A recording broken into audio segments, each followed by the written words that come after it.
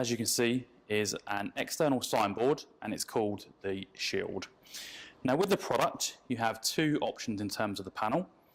The first one we see here is the curved panel, and the second option you have is the arch.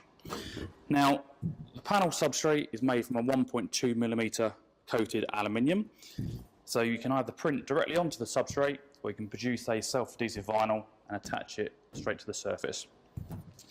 It's a very simple product which is used on high streets, on garage forecourts, and any small to medium enterprise where they need to have external signage.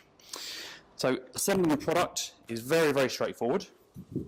The base is made from recycled rubber and has a weight of 6 kilograms, so it's very, very stable. So all we do is we take the panel infill, which has two pre-drilled holes. This is inserted into the slot in the base as far as it will go. We then take the two fixing screws, loosen off the wing nut. Comes complete with two washers, and each washer will fit either side of the hole.